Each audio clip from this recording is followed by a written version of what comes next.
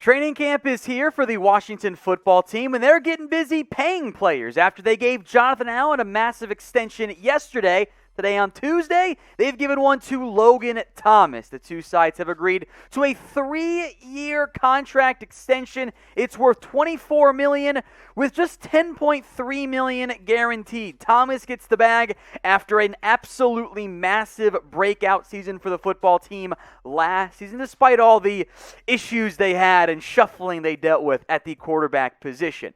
Thomas's extension, pretty fair for a player who, as I mentioned, really shined last season.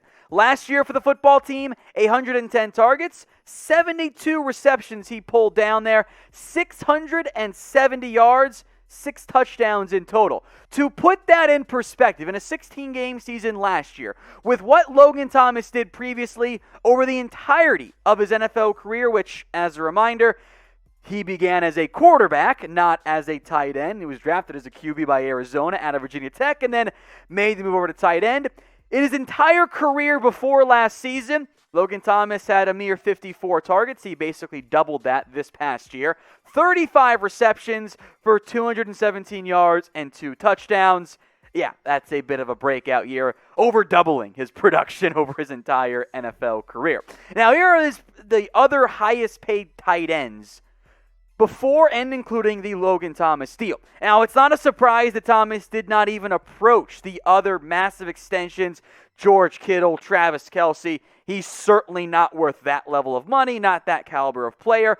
Probably not the same caliber of player, both in impact and also age, which matters for extensions, as Hunter Henry, Jonnu Smith did not get to Austin Hooper. I had wondered, when we broke down a potential extension a couple weeks ago, whether or not Thomas could get around Austin Hooper money. He wasn't quite as productive when Hooper got paid, but Hooper wasn't as good for the Browns. So I thought maybe 10.5 was the ceiling. Instead, though, he actually comes in substantially lower, much like the Jonathan Allen deal. This is a fairly team-friendly contract for Logan Thomas. It is not an overpay by any stretch of the imagination. He's behind Zach Ertz, who may or may not be in Philadelphia much longer. Technically behind rookie Kyle Pitts, by the way, which is, well, it's a slotted deal because rookie contracts get weird and get to their top.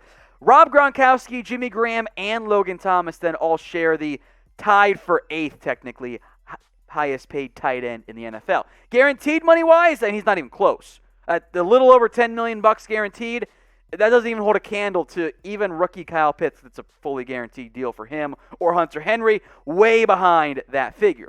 Logan Thomas will once again be tight end 1 for the football team, and even though he's a lot of almost a less of an inline, more of a big slot guy, which is fine in the modern NFL, he's still going to start. John Bates, pretty decent blocker. He might be tight end 2, the rookie out of Boise. And there are some other guys, Ricky Seals-Jones, veteran player. I'm intrigued by Sammis Reyes, who probably needs at least a year, but great athletic upside. And, of course, Texas quarterback legend Tyron Swoops also there at the back end of that roster.